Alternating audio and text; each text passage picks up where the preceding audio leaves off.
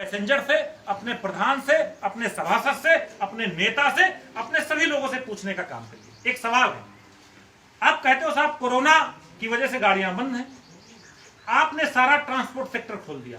जितने भी देश के अंदर ट्रांसपोर्टेशन है, चाहे वो बस का ट्रांसपोर्ट हो, चाहे वो एयरवेज हो, चाहे वो निजी गाड़ियां हो, सबको आपने खोल दिया विदाउट किसी फ्रीक्वेंटली आप आओ जाओ, कोई दिक्कत नहीं, उससे कोरोना नहीं फैल रहा। आप इंडियन रेलवे को कोरोना के नाम पे बंद किए हो, ऐसा नहीं, कोरोना के नाम पे नहीं बंद किए। ये उन 150 गाड़ियों का टाइम एडजस्ट करने के लिए, उनका अच्छा टाइम स्लॉट देने के लिए एक टाइम टेबल बना रहे हैं। आईआईटी बॉम्बे को एक जिम्मेदारी दी गई है कि आप नया टाइम टेबल उन 150 गाड़ियों को ध्यान में रखते हुए बनाइए और उन गाड़ियों को 200 किलोमीटर का सिग्नल क्लियर होना, लाइन क्लियर 200 किलोमीटर की होनी चाहिए। तो वो टाइम टेबल, चूंकि इंडियन रेलवे इतना बड़ा सिस्टम है, जब हम पहले टाइम टेबल बनाए तब 1 से 2 महीना लगता था, सिर्फ रिव्यू करते थे। आज हमें पूरा नया टाइम टेबल बनाना है तो वो काम 3 से 4 महीने का है।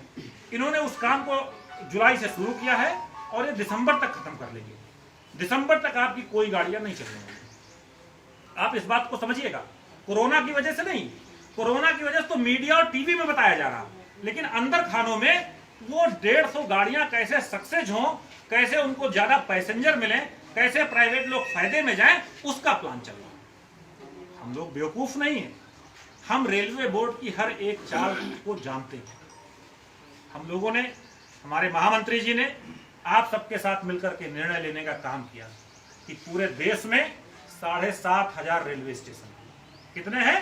7,500 रेलवे स्टेशन है और हर स्टेशन पे AIRF और NRMU है। कोई ऐसा स्टेशन नहीं है जहां पे AIRF या उससे एफिलिएट्स यूनियन का प्रतिनिधि ना हो, कैडर ना हो और उसके साथ काम करने वाले हमारे रेल के साथी ना।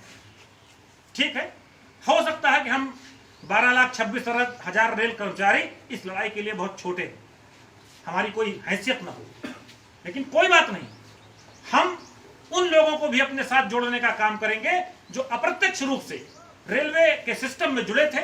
हमारे डेली पैसेंजर थे, हमारे यूजर थे, हमारे वकील थे, हमारे पत्रकार थे, हमारे प्रधान थे, गांव की वो गरीब जनता थी, गांव का वो आदमी, मजदूरी करने वाला आदमी। मैंने खुद अपनी आंखों से देखा है, निगोहा, बछरावा, हरचंदपुर से इंटरसिटी से जाने वाले वो लोग जो घर से 2 रोटी बना करके, थोड़ा नमक प्याज एक पोटली में बांध करके ट्रेन के जनरल डिब्बे में बैठ करके लखनऊ जाते थे, वहां काम करते थे और शाम को आते समय वही रोटी और प्याज खाते थे और स्टेशन के नल का पानी पीते थे और अपने घर में चले आते थे MST बनवा करके।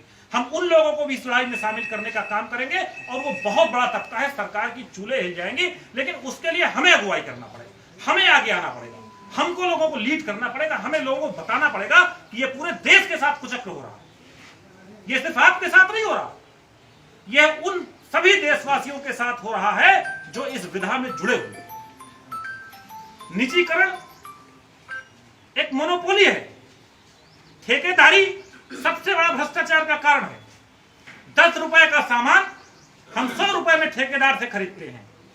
अगर वही काम हमारा विभाग करे, एक उदाहरण देता हूं आपको, एलेस्थॉन एक कंपनी है जो रेलवे कोच को बनाती है, उसका एक LHV कोच है जिसकी कीमत 6 करोड़ रुपए है। ये सारी बातें जो मैं बोल रहा हूं ऑन रिकॉर्ड है, ऑन पेपर है, ये सब डाटा आपको मिल जाएगा जब आप चाहोगे। एलेस्थॉन एक कोच 6 करोड़ रुपए का देती है। हमारा कपूरथला का जो रेल कोच फैक्ट्री है वो 1 करोड़ 20 लाख में कोच बनाती है, सेम कोच, उससे अच्छी सुविधा का।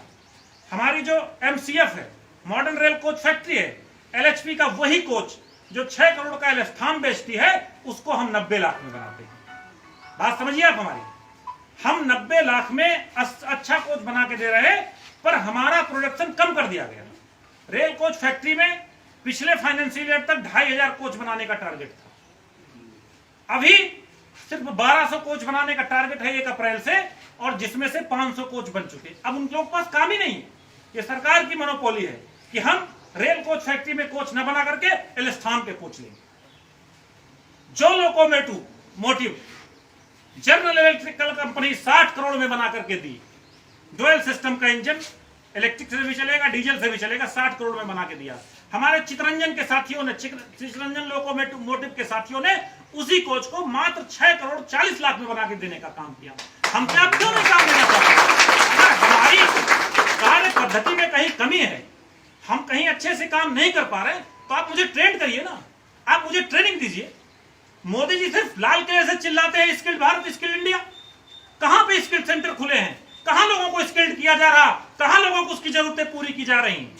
तो साथियों, ये समय हर एक साथी को जागरूक करने का।